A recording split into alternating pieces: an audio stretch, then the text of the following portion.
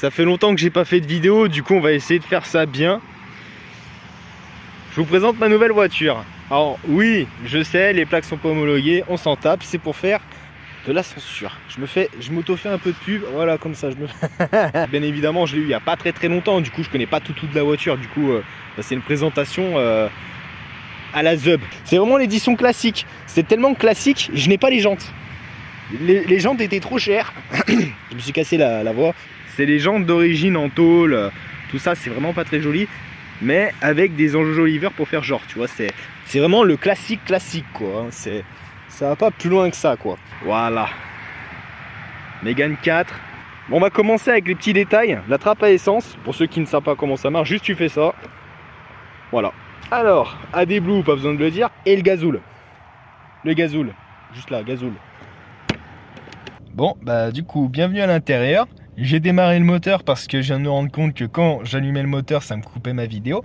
Du coup, au bout du 4e essai, du coup, on va faire simple. Hein, le volant, régulateur de vitesse. Là, tu montes ta vitesse, tu baisses ta vitesse. Là, tu peux éteindre ton régulateur. Juste le couper comme ça. T'as pas besoin d'appuyer sur le frein et tout. Là, sur le côté, on est plus sur tout ce qui est téléphone, options, par exemple. Voilà, changement, pression des pneus, tout ça.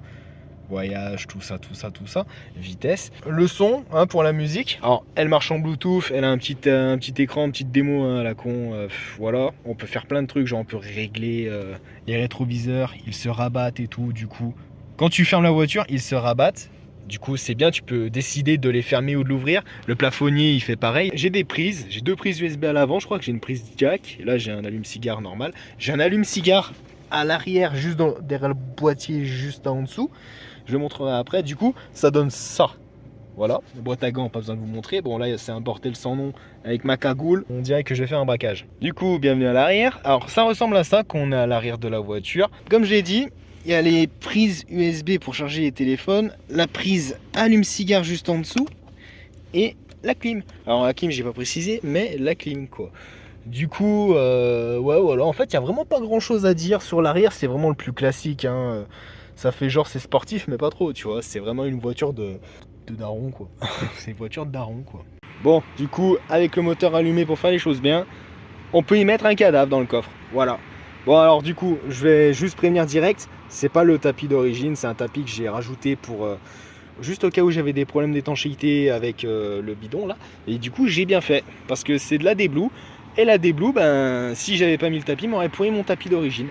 Et le tapis d'origine est juste en dessous, du coup c'était quand même assez bien de prévoir. Cette voiture, j'ai dû l'acheter 22 000 bornes, enfin 21 500 bornes, 17 500 € de mémoire. Et j'étais le premier propriétaire, je crois.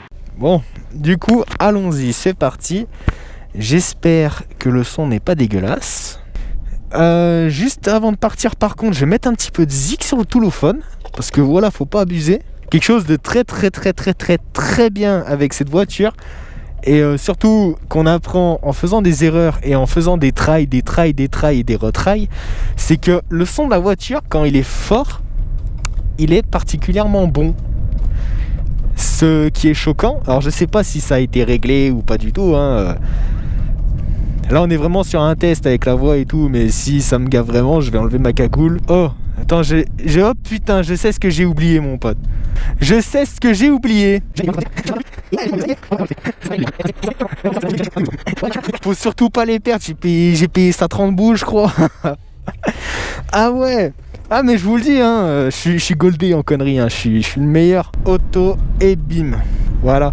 Du coup, les feux, là actuellement, les feux de nuit ne sont pas allumés parce que il faut vraiment qu'il n'y ait pas de lumière pour qu'ils s'allument. Et il y a des moments, en fait, ça détecte plus ou moins la lumière. C'est assez bizarre. Et en fait, à la seconde où il y aura une lumière au-dessus de la voiture, bah ça va tout éteindre les feux. Bah, ça va éteindre les feux de nuit. Et en vrai, c'est pas mal.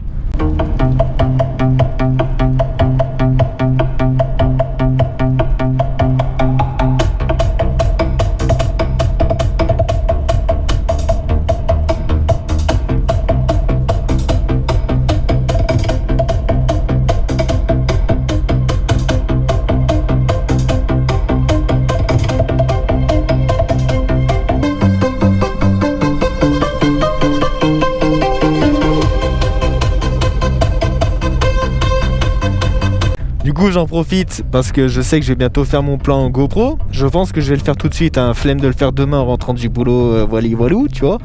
J'ai oublié de préciser que le 1,5 litre DCI, c'est un moteur qui quand même est fiable. J'ai bien dit qu'il est fiable, pas puissant mais qui est fiable. Notamment c'est le meilleur moteur de Renault. Après 2009, parce que en 2000, juste de 2000 à 2009, je crois, il était pourri sa mère ce moteur. Mais après 2015, il était incroyable. Moi, je vous laisse, en tant qu'humain, je vous laisse et je vais aller prendre mes plans sur ma roue. Allez, à la prochaine tout le monde.